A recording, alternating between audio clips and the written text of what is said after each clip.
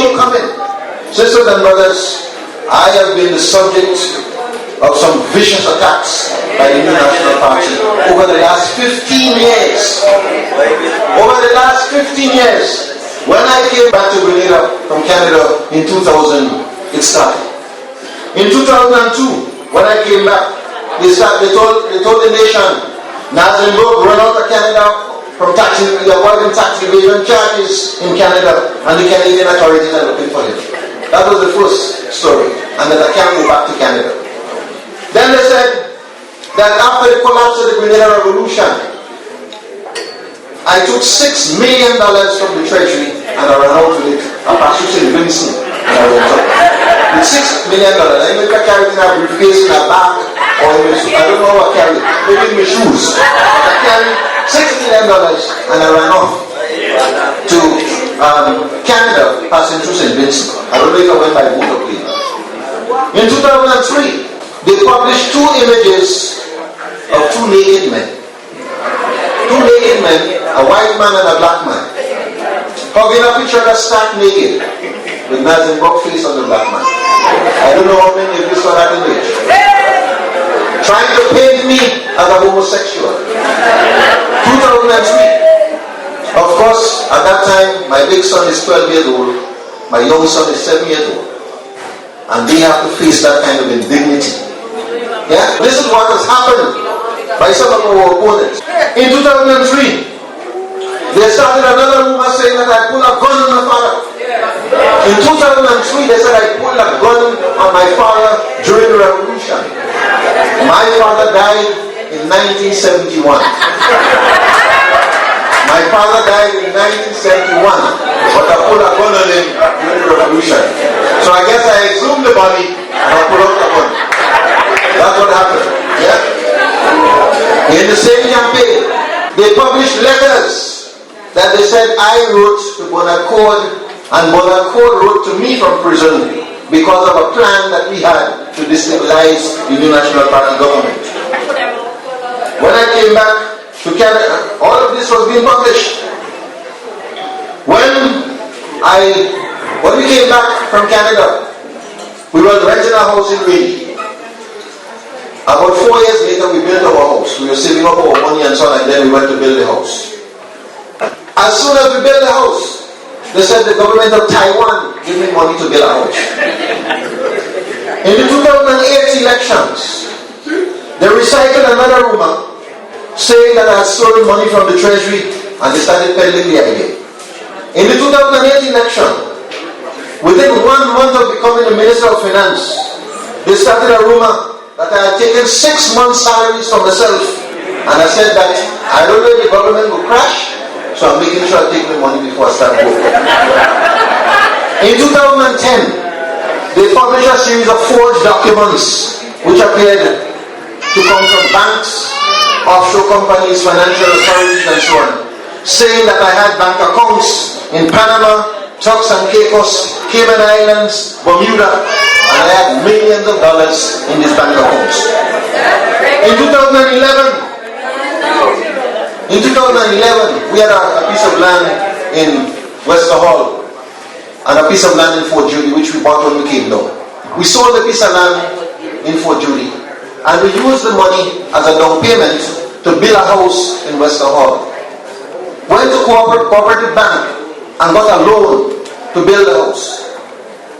When we tried to get the loan, and I'll tell you this, when we tried to get the loan, they gave us the money, we realized that the money was not enough, we went back and asked for an additional bit of loan. The board decided that in order for us to get the loan, my 21-year-old son has to be added on the mortgage. We added his name to the mortgage, and we know who on the board was pushing that, but we added his name on the mortgage. When the house was finished, a member of the New National Party was the one who helped us to get a rental. Well, because somebody went to him and they contacted us. Then they turned around and say, I built 5 houses around the country. And they start moving up and down with that information. So you must not be surprised that they will continue to attack Mr Burke. You're going to hear more. On the build-up to this election, to this convention, they got Peter Wickham to come out and make a statement. They got Peter Wickham to come out and make a statement that if an election is called, or when the election is called, NDC is going to lose all 15 seats again. Whether the election is called now or the election is called in 2018. So Mr. Wickham knows already. I guess he is the only one who has God's cell phone number. So Mr. Wickham knows already that the election is going to be called, whenever the election will be called, and that we are going to lose all 15 seats. Interestingly, that came the day after the town hall meeting. The day after we had a strong, powerful town hall meeting on Cameron Park, they released that statement. It is interesting also that this came 8 days before. I hate to keep you this long because it's lunchtime. But it's important that you understand, sisters and brothers, who we're dealing with. And so when they come and tell you, Mr Burke is not the guy to lead your organization, just a few days ago, one of them approached him telling him, we want to see Tricks as the leader of the party. And whatever you want, we want you to nominate Tricks. They don't know that the leader of the party is not up for election in this convention. They believe it's up for election. So they're telling him, I want you to nominate Tricks to be the leader of the party. And whatever finances you want, we will make it available. So, you have to understand. Now, we might smile at these things, but I'm saying these things, sisters and brothers, so you understand. You understand you are dealing with a vicious opponent that will not play by any rules. And if we are going to win the next election, you're going to have to change your mindset. You're going to have to change your mindset.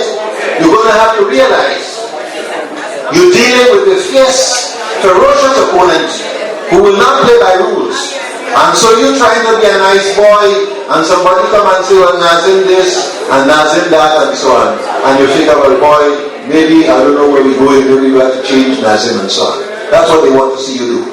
Right? I feel proud whenever they attack me. Because, I'll tell you something. In 1995, somebody came to see me and told me, the Prime Minister had just won the elections. He wants to see me on a visit to Canada. He wants to get to know you, he wants to see you and so on. I told the brother, I said, listen, let me tell you something. I don't need to see Dr. Mitchell. I mean, if I see him in the course of a conversation, fine. But I don't really need to see him because I am not interested in becoming a member of this party. I will never follow Dr. Mitchell. Dr. Mitchell would never lead me anyway. His value system is different from mine. So if you are for sale and you're looking for money and you have to suck up to somebody to give you money and so on, then you go ahead. I don't need that. We came out of office. The government is supposed to pay us a gratuity equal to 1 year of our salary. That's the law. We got out of office on the 19th of February. When we were in office in 2008, after the government lost elections, within 7 weeks, we gave Dr. Mitchell and all of them their gratuity. 7 weeks after we got into office. We are now approaching the end of 3 years, and we still have not received our money. I have still not received my money. So the reality is, they hope that they can punish me into submission. They hope that they can frighten me into submission. But I'm not for sale. There are some things money can buy. There are some things money can buy.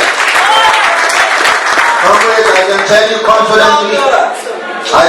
confidently that while Dr. Mitchell would like to tell the nation otherwise, his popularity as a political leader has gone down by 12 points.